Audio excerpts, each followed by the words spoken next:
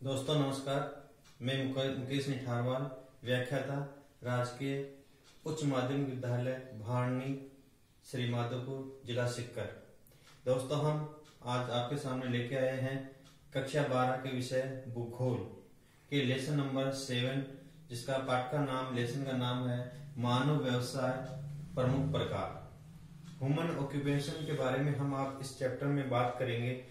आपके भूगोल के 7वें चैप्टर के अंदर इसके बारे में दे रखा है और आगे फिर 8वां, 9वां और 10वां चैप्टर प्रत्येक एक एक व्यवसाय के बारे में हम विस्तार से चर्चा करेंगे।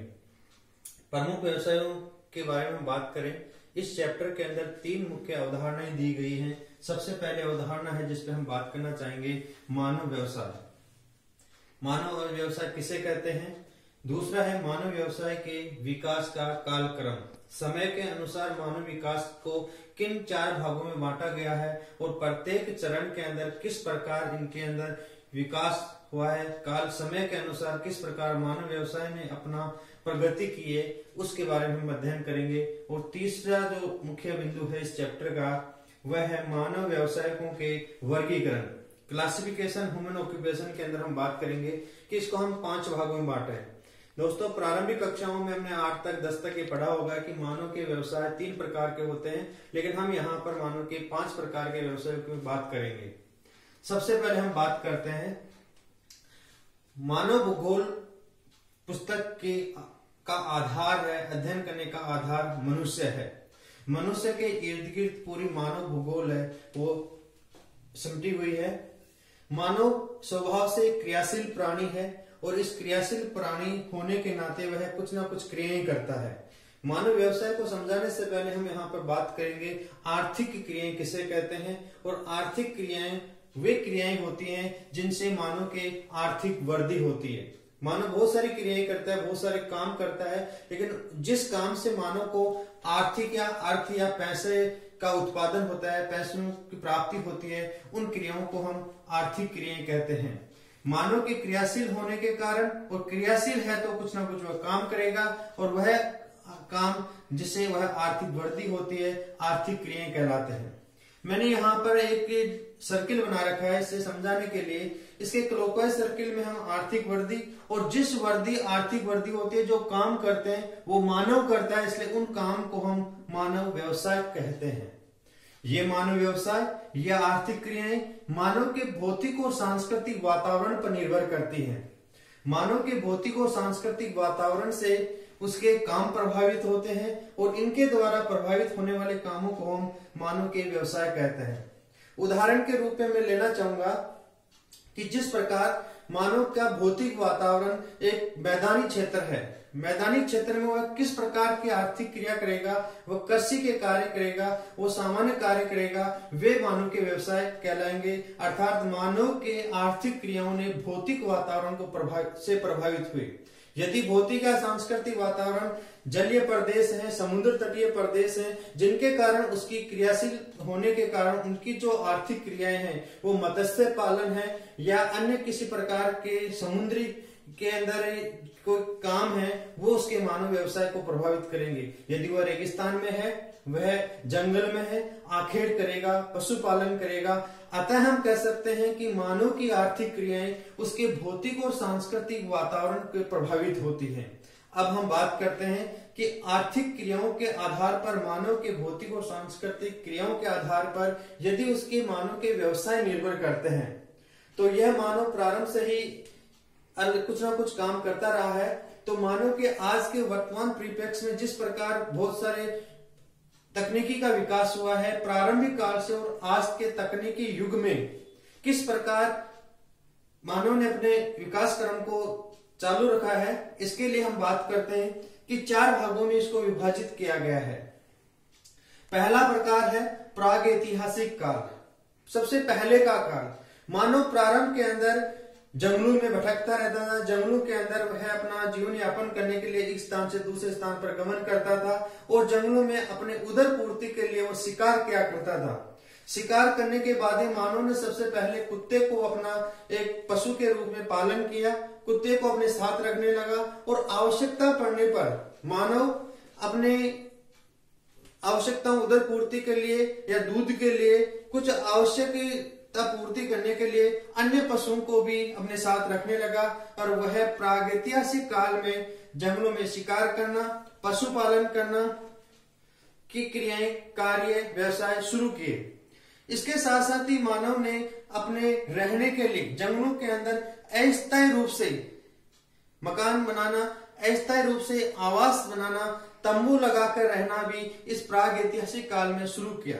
जैसे जैसे मानव ने पशुपालन या अपने अस्थायी आवास को शुरू किया, उदर पूर्ति के लिए हल्की फुल्की वह खेती करने लगा और वह झूमिंग कृषि करने लगा।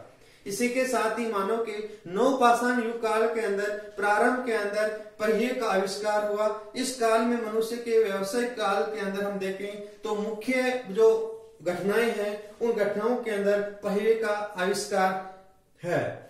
साथ ही मानव अपनी और आवश्यकताओं की पूर्ति करने के लिए और अपने कार्य, अनुभव और अपनी क्षमता के अनुसार उन्हें मिट्टी के बर्तन का निर्माण करना भी इस प्रागैतिहासिक काल के अंदर व्यवसाय की श्रेणी में लिया जाता है। यदि हम बात करें प्रागैतिहासिक काल के बाद में प्राचीन काल, दोस्तों इसको याद रखने के लिए, विद्यार्थी उसको याद रखने के लिए शॉर्ट मेमोरी के रूप में जिस प्रकार मैंने लिख रखा है, आप भी अपने इस चैप्टर को एक समराइज करने के लिए एक नोटबुक के अंदर इस प्रकार लिखकर याद कर सकते हैं, जिससे कि परीक्षा में याद रहने और अच्छे अंक प्राप्त करने के लिए आवश्यक है। आप भूलेंगे नहीं इसमें। प्राचीन काल के अंदर मानव जिस प्रकार प्रागैतिहासिक काल में झूमिंग कृषि करना या अन्य प्रकार से वह एक स्थान से दूसरे स्थान पर जाने के बाद वह कृषि और पशुपालन का विकास किया, उसके आगामी स्तर पर उसने वृद्धि की और साथ ही साथ वह अपने अस्थायी आवास को स्थायित्व के रूप में मानने लगा और स्थायित्व करने लगा। इसी प्रकार खनन की क्रियाएं भी इस प्राचीन काल में शुरू हुई। लोहा है, तांबा है, जस्ता है, चांदी है, सोना है, इस प्रकार के खनन धातुओं का भी काम इस प्राचीन काल के अंदर प्रारंभ हुआ। मानव अपने तंबू बनाकर और अस्थायी आवास को त्याग कर जिस प्रकार वह स्थायी निवास करने लगा, तो इसके अंदर नगर नियोजन का भी इसके अंदर विकास हुआ। और साथ ही प्राचीन काल के अंदर हम देखें तो मिस्र के पिरामिड का इसका सबसे अच्छा उदाहरण हम देख सकते हैं। साथ ही साथ हम देखते हैं कि यहाँ पर मोहनजोदड़ो और हड़प्पा कालीन सभ्यता जो सिंधु नदी घाटी सभ्यता पर इसमें हमें प्राचीन काल में मिलती है, वह भी इस काल का सबसे अधिक उदाहरण मिलता है। और साथ ही अपने वस्तुओं के आदान प्रदान करके मानव के व्यवसाय का जो कालक्रम है वह व्यापार के रूप में भी प्राचीन काल में देखा गया है। इस प्रकार हम देखते हैं कि प्राचीन काल के बाद में मध्य काल है और मध्य काल 600 से लेकर 1500 ईस्वी के जो कालक्रम है, जो समय है, उसको हम मध्य काल में लेते हैं। और यहाँ पर मध्य काल के अंदर व्यवसायों की वृद्धि हुई है। जिस प्रकार प्रागैतिहासिक काल और मध्य काल, प्राचीन काल के बाद में जिस प्रकार मानव ने अपने अनुभव, अपने ज्ञान का विस्तार करके, अपनी आवश्यकताओं का विस्तार करके, स्थायी निवास करके, नियोजन करके मकान बनाकर रहने लगा है और वह अपने व्यवसाय में वृद्धि करने लगा है। कृषि कार्यों के अंदर उसने विभिन्न प्रकार के और अपनी क्षमता और समर्था के आधार पर उन्नत कृषि का इस काल में, मध्य काल में विकास हुआ है। साथ ही साथ वह कुटीर उद्योग, लघु उद्योग, इनके ऊपर भी काम करके और इस मध्य काल के अंदर मानव व्यवसाय का एक अलग ही आगे उन्नति का काल रहा है। अंतिम हम देखते हैं आधुनिक काल। आधुनिक काल के अंदर, आधुनिक काल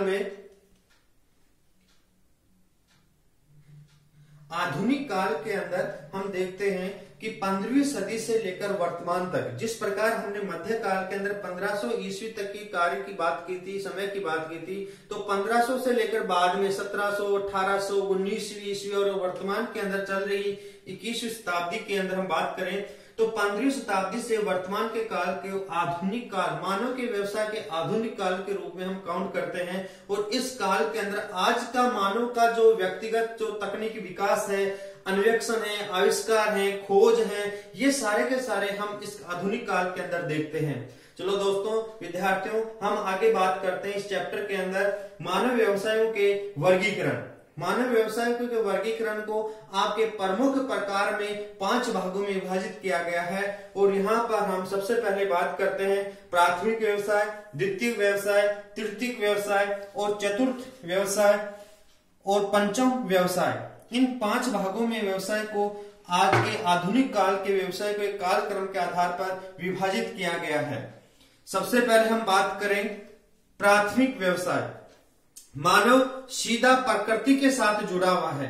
मानव के वे कार्य जो मानव सीधे ही प्रकृति के साथ जुड़े हुए हैं, कृषि कार्य के साथ जुड़े हुए हैं, उनके अंदर आखेट करना है, कृषि है, पशुपालन है, खनन है, इन सबको हम प्राथमिक व्यवसाय के रूप में लेते हैं। विद्यार्थियों, याद रखने का सबसे अच्छा प्रोसेस और सबसे अच्छा तरीका यह है कि मानव सीधे के सीधे प्रकृति से प्राप्त वस्तुओं को सीधे ही काम में लेकर व्यवसाय करके उपयोग करके काम में लेने वाले वे कार्य सारे प्राथमिक व्यवसाय के कार्य कहलाएंगे।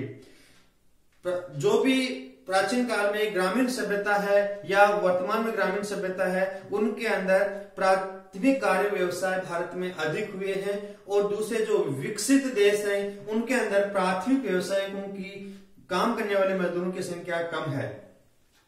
दूसरा हम बात करते हैं द्वितीय व्यवसाय। द्वितीय व्यवसाय किसे कहते हैं? प्राथमिक व्यवसायों से प्राप्त कच्चे माल का रूप परिवर्तन, क्षमता संवर्धन परिवर्तन करके, मूल्य वृद्धि करके या उपयोग के आधार पर उसका रूप परिवर्तन करके यदि अन्य वस्तुओं के अंदर हम परिवर्तन कर देते हैं और उस प्रकार के कार्य वे सारे द्वितीय व्यवसाय में कहलाएंगे।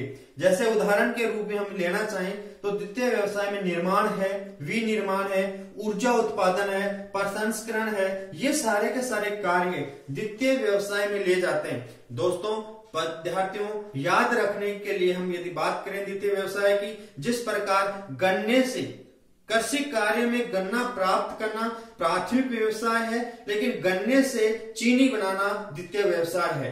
कृषि कार्य से कपास निर्माण प्राथमिक कार्य है और कपास से कपड़ा बनाने का कार्य द्वितीय व्यवसाय है। इसी प्रकार जंगलों से, पेड़ पौधों से, लकड़ी से फर्नीचर निर्माण या कागज निर्माण द्वितीय व्यवसाय में आएगा। इस प्रकार कृषि कार्य से प्राप्त खाद्यान्नों से आटा या ब्रेड निर्माण का कार्य द्वितीय व्यवसाय में आएगा। द्वितीय व्यवसाय के अंदर उद्योग से कार्य किए जाते हैं, श्रमिकों के द्वारा कार्य किए जाते हैं, कच्चे माल का रूप परिवर्तन होकर जो कार्य किए जाते हैं उनकी मूल्य वृद्धि की जाती है, वे सारे द्वितीय व्यवसाय में आते हैं। यदि हम तृतीय व्यवसाय की बात करें तो तृतीय व्यवसाय को विद्यार्थियों याद रखने, कई बार प्रश्न पूछा जाता है सेवा श्रेणी के कार्य। सेवा श्रेणी के कार्य तृतीय व्यवसायों को कहा जाता है। अर्थात इस प्रकार यहाँ पर सेवा का जो कार्य है, जैसे उदाहरण के रूप में परिवहन के कार्य, संचार कार्य, व्यापार के कार्य और मुख्य रूप से सेवाओं में प्रशासन है, मनोरंजन है, बैंक है, बीमा है, पर्यटन है, ये सारे के सारे सेवा कार्य जिनको हम देखते हैं वे सारे तृतीय प्रकार के व्यवसाय में काम किए जाते हैं। यदि हम बात करें यहाँ पर काम करने वाले अपना मूल्य लेकर, अपना पारिश्रमिक लेकर और इसमें काम करते हैं और ये तृतीय प्रकार के कार्य कहलाते हैं। चतुर्थ प्रकार के जो व्यवसाय हैं, ये व्यवसाय अप्रत्यक्ष सेवाओं के नाम से जाने जाते हैं। जिस प्रकार हमने प्राथमिक कार्य को कृषि कार्य या प्रारंभिक कार्य कहा, द्वितीय कार्य को जिस प्रकार हमने निर्माण कार्य कहा, तृतीय प्रकार के कार्य को हमने सेवा कार्य के श्रेणी में लिया, उसी प्रकार चतुर्थ प्रकार के व्यवसाय को हम अप्रत्यक्ष सेवाओं के रूप में मानते हैं कि वे सेवाएं सीधे दिखाई नहीं देती हैं, लेकिन यह कार्य सीधे जनता से नहीं जुड़े हुए होते हैं, लेकिन बहुत अधिक प्रभावशाली होते हैं। जैसे सूचनाओं का है, शोध और इसमें प्रबंधन का कार्य है, शिक्षा के जो कार्य हैं, स्वास्थ्य और सुरक्षा के जो कार्य हैं, ये सारे के सारे कार्य चतुर्थ व्यवसाय की श्रेणी में आते हैं।